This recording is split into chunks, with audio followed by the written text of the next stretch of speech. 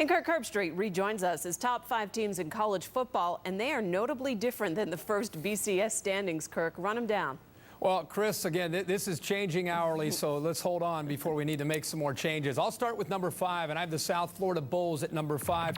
Some people may say, why aren't they a little bit higher? I just want to see some more consistency from the Bulls. Great story. They very easily could run the table, but let's keep an eye on them throughout the rest of the year. Number 4, I have the Oregon Ducks. That changes from where I had them in the AP, where I had them up at number 2. The reason, the severity of the injuries to Cameron Colvin and also Jeremiah Johnson, to go with Brian Pasinger, some serious injuries on the offensive side of the ball. Number 3, Oklahoma. As dominant a team athletically on both sides of the ball, can score at will on any defense that they play. Number 2, the LSU Tigers. Yes, I know they lost to Kentucky, but if you're going to ask me to forget about the BCS, who's the best team that I have seen, it's the LSU Tigers, despite their loss to Kentucky. They've been playing without the best receiver, Early Doucette, who's expected back this week. And number 1, to me, the most consistent team that we've seen in college football as far as the powerhouses, it's Ohio State. They have not been tested. In fact, Chris, we're not going to know how good Ohio State really is until they get ready for their last 4 games at Penn State, Illinois, Wisconsin,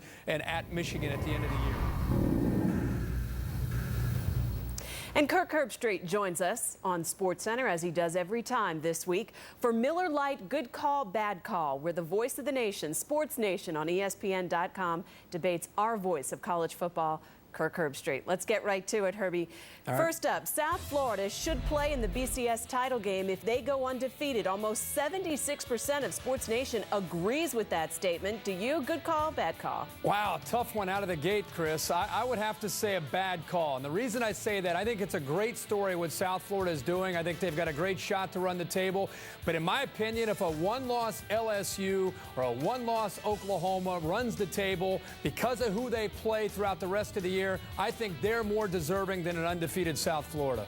And South Florida sees Rutgers next. Well, next up, USC should be ranked much higher than 14th in the BCS standings. Close to 68% disagree. Kirk, is that a good call or bad call? I think right now that's a good call, based on not only losing to Stanford, but looking very average against Washington and being down 13-10 last week into the 4th quarter against Arizona. This is an offense trying to get healthy, trying to get the quarterback back. They are not a top 5 team right now, so I think they are right where they should be. All right, and finally, all the upsets this season demonstrate the need for a playoff system. 79% agree a playoff is warranted. That's always the popular vote every year, Kirk. Is it a good call or a bad call? Well, this is a redundant issue, but it's a bad call. Forget a playoff. An 8-team or a 16-team playoff is not the answer. The answer, if anything, to tweak the BCS is a +1 model where you seed 1 and 4 and 2 and 3 in the final BCS standings. Chris, the BCS is wonderful because the regular season in college football matters. Every single week when you watch college football, it matters, and that's why it's a great system. We just need to tweak it at the end of the year. All right, they're very disagreeable, at least this week. Kirk Herbstreit, good call, bad call. Yeah. Let me tell you something. Who are you putting on upset alert this week?